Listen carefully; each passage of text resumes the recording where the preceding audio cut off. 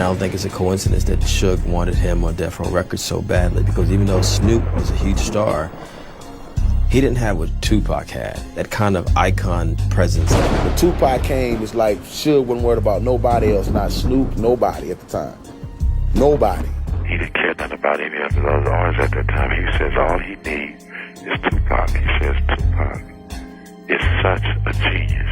And this guy is a workaholic. He didn't want no girls. He didn't want nothing. All he wanted was to go to the studio and go to work.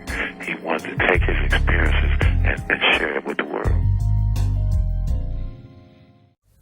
Yo, YouTube, what up? It's your homie Gab. I'm in the building, and this is MAKAVELI Media. So Harry-O, the infamous Harry-O, talked about in an interview that I once heard in its full entirety. You just heard a clip of it that came from the Welcome to Death Row documentary, but it was a whole full-length interview. And the question was posed to him, what did he think went wrong with Death Row Records?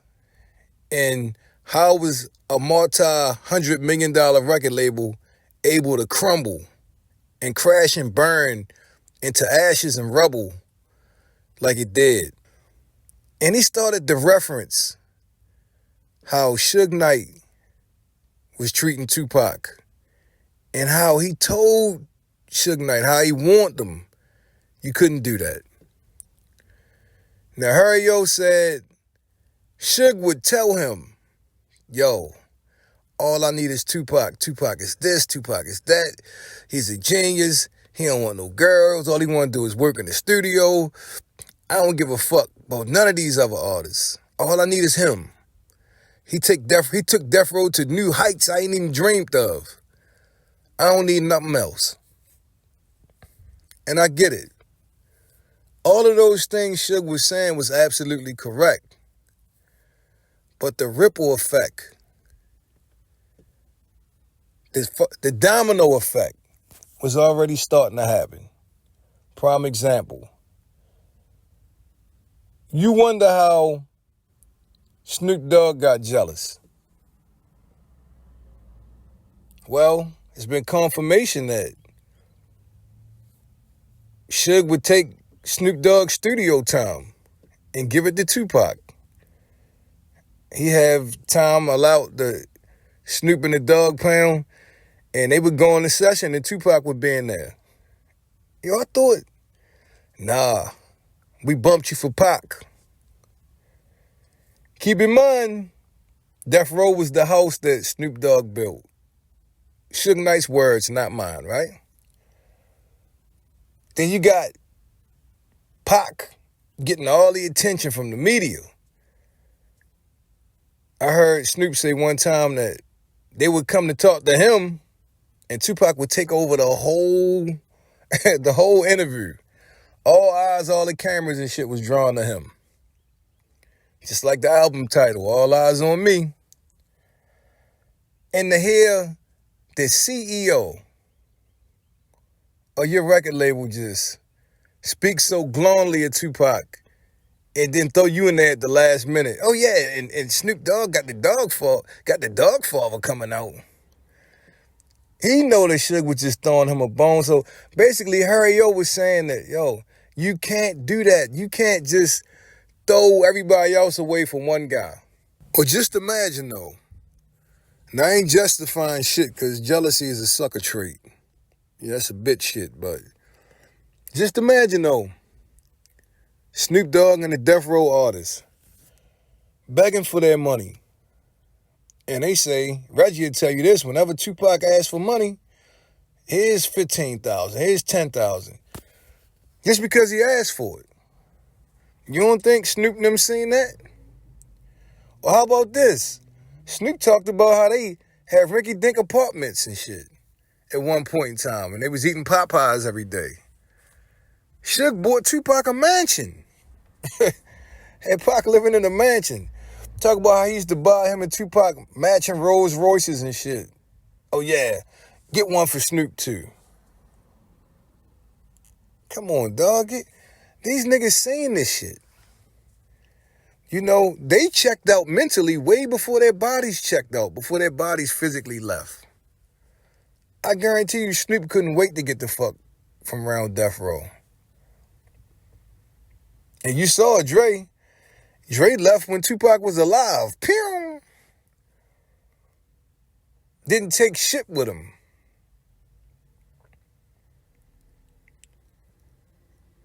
You know, it's not rocket science.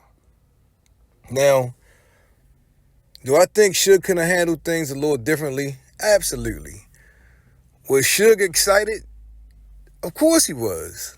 How could he not be excited? He had the #1 most powerful record label on the whole planet, with the biggest star in all the entertainment at the time in Tupac.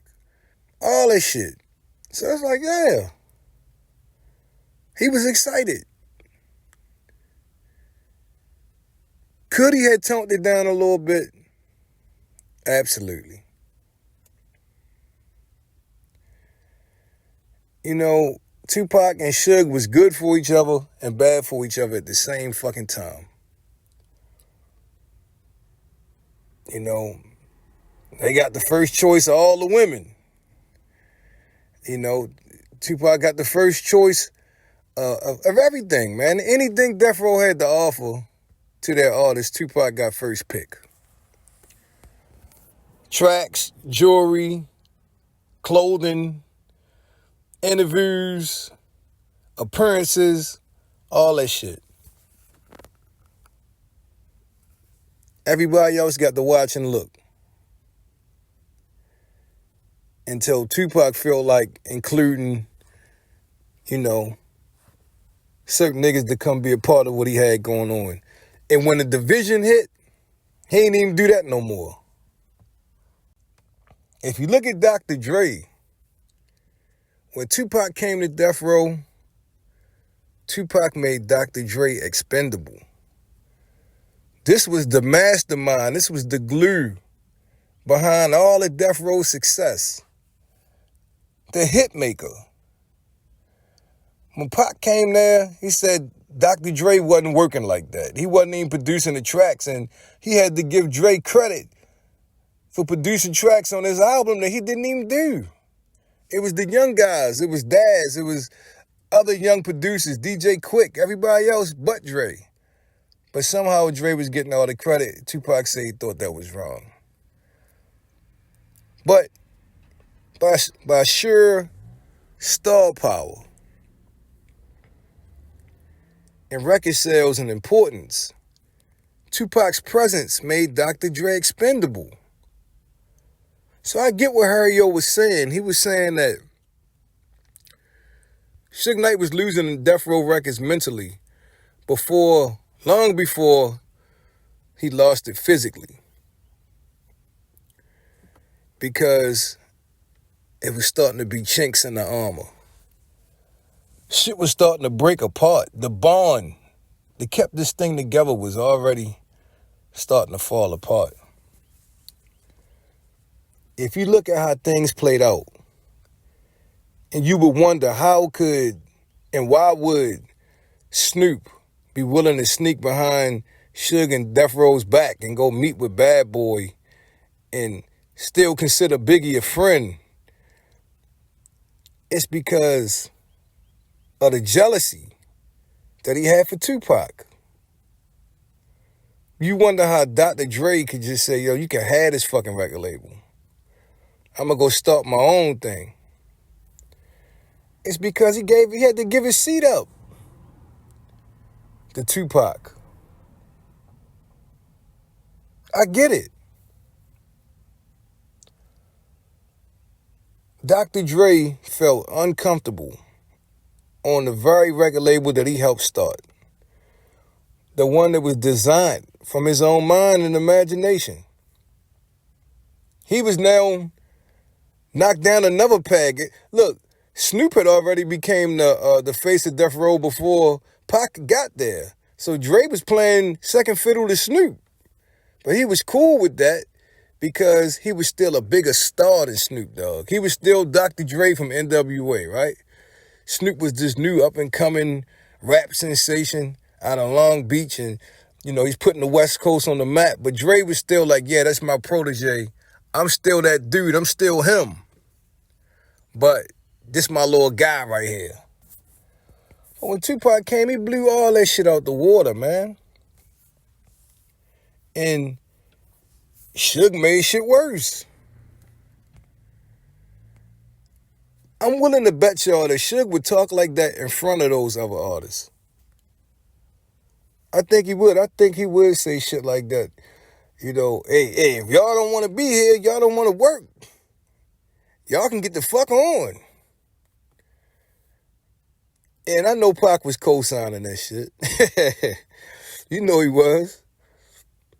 Pac was probably telling him, man, we need to get rid of some of these motherfuckers. Some of these niggas ain't carrying their own weight. Straight up. Because they all talk about Tupac's work ethics. Tupac hit the studio doing 3 and 4 songs a day, writing his verses in 15 minutes. And you heard Corrupt say they be in the studio for 3 days straight and don't have a song together. So the amount of pressure Tupac was putting on them boys, man, was incredible. But back to Harry O. Harry O said he told Suge he was wrong. See, it's like being the head of the family, like having a bunch of kids. And even if you feel that way, which you shouldn't, a parent should never love one child more than they love another child. But it's even worse for the children to know that. And they said, that's dad's favorite right there. That's dad's shining star. Internally, how does that make the other children feel? And you got to look at it like this. These were all young cats, man. Even Dr. Dre, you know, wasn't 30 at the time. Or if he was in his early 30s. But I get what Harry O was saying. So back to my first point. When they asked Harry O what started the fall of Death Row Records, it wasn't the fact that he brought Tupac on board. It wasn't the fact that Suge Knight brought Tupac on board. That wasn't it. That was a plus. That took Death Row to a new stratosphere. It's how Suge Knight handled the success that Tupac brought. You wonder how Snoop Dogg wound up with a Nextel at Warren G's house getting a play-by-play. Envy.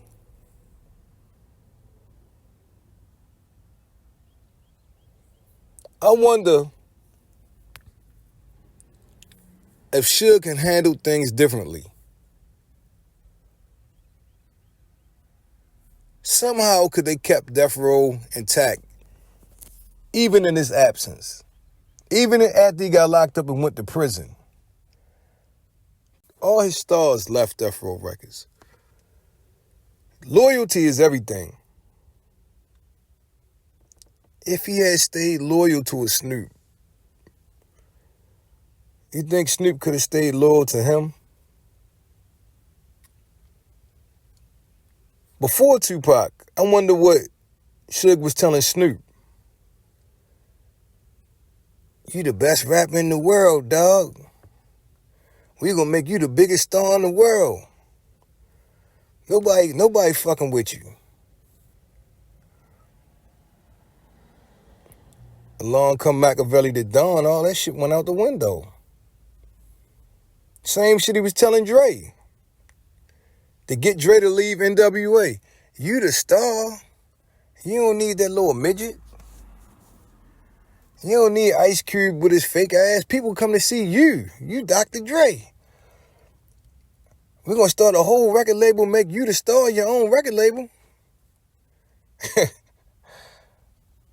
Tupac came. That nigga wasn't even number 2 no more.